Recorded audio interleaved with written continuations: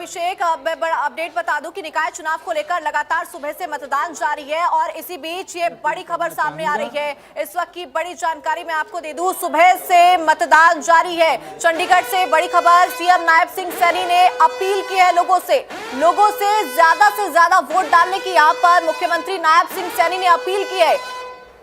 इस वक्त की ये बड़ी खबर मैं आपको बता रही हूँ चंडीगढ़ से, जहां हरियाणा निकाय चुनाव को लेकर मतदान जारी है और इसी बीच मुख्यमंत्री खुद सामने आए हैं और उन्होंने मतदाताओं से अपील की है।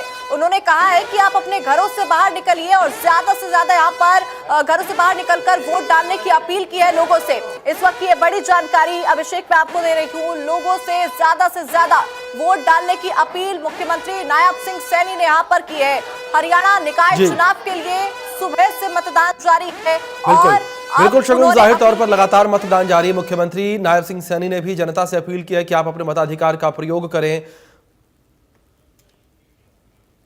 मैं सभी हरियाणा वासियों से यह अपील करना चाहूँगा कि आप वोट जरूर पोल करने जाएं, अवश्य वोट पोल करने जाएं, क्योंकि ये आप लोगों से जुड़ी हुई सरकार का मामला है।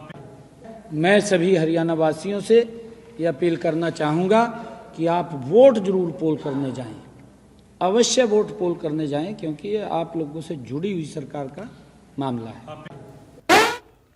चलिए, हमारे सहयोगी कुलदीप लगातार बने हुए हैं। कुलदीप, मैं आपका रुख करूंगा। जिस तरीके से आप हिसार को लेकर जानकारियां दे रहे थे, क्या स्थितियां इस वक्त हिसार में हैं? अगर समस्याओं को लेकर बात की जाए, जिन समस्याओं के आधार पर जनता मतदान करने के लिए निकल रही है।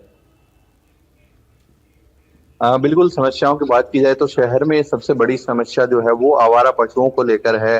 आवारा पशुओं को लेकर लगातार जो है पिछले नगर निगम कार्यकाल में गो अभ्यारण्य सेंटर भी बनाया गया था, जहां पर जो है आवारा पशु यानी गायों को रखा गया था, लेकिन उसके बावजूद भी स्थिति कंट्रोल में नहीं आई। लगातार जो है पशु पकड़ो अभियान भी नगर निगम की तरफ से चलाया गया, लेकिन जिस तरीके से सड़कों पर हालात देखे गए, आवारा पशु सड़कों पर घूमते हुए देखे गए और पिछले दिनों जो है सड़कों पर जो है गायों की वजह से कहीं न कहीं बड़े हादसे भी सामने आए थे।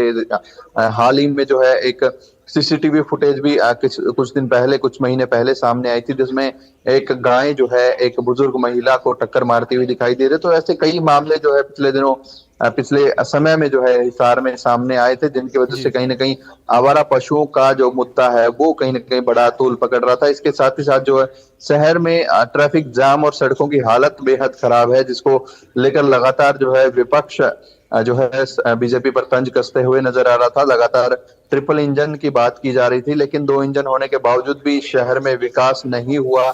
इस तरह के जो है आरोप कांग्रेस की तरफ से जो लगाए गए। हालांकि तमाम मुद्दों के बीच जो है हिसार में जातिगत समीकरण की बात की जाए तो हिसार में जो है बड़ी संख्या में वोटर बनिया समाज से, अग्रवाल समाज से हैं और इसके बाद जो है पंजाबी समाज से हैं। तो दोनों पार्टियों की तरफ से चेहरे उतारे गए हैं। बीजेपी की तरफ से पंजाबी समाज के परवीन पोपली को मैदान में उतारा गया है और कांग्रेस की तरफ से जो है अग्रवाल समाज, बनिया समाज की तरफ से टीटू सिंगला, कृष्ण सिंगला और टीटू सिंगला को मैदान में उतारा गया। तो कहीं ना कहीं जातिगत समीकरण भी जो है कहीं ना कहीं सामने जरूर आएंगे। पिछली बार भी जो है यहाँ पर मेयर गौतम सरदाना थे, जो कि पंजाबी समुदाय से हैं, तो उसका भी जो है कहीं ना कहीं असर देखने को मिलेगा। और इस बार बात की जाए तो बीजेपी के लिए यहाँ जो है अवसर ज्यादा दिखाई दे रहे हैं, क्योंकि जिस तरीके से जो चुनाव रहा है पिछले दिनों में, कहीं ना कहीं जो कांग्रेस जिस रफ्तार से चुनाव लड़ना चाहिए उस रफ्तार पर नहीं पहुंच पाई, जिसके बावजूद भी अब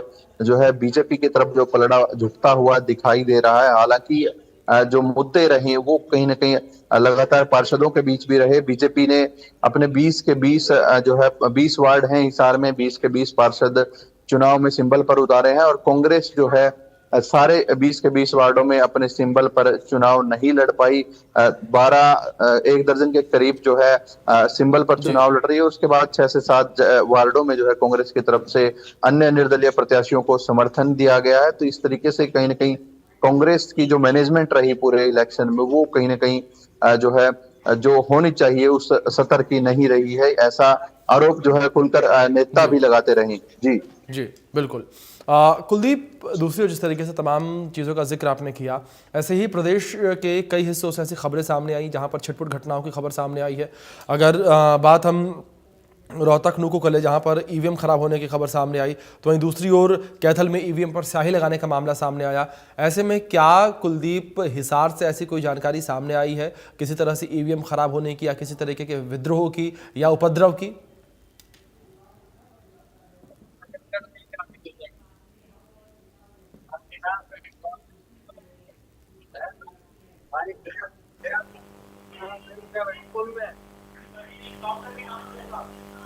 कुलदीप, आवाज पहुंच रही है आप तक मेरी?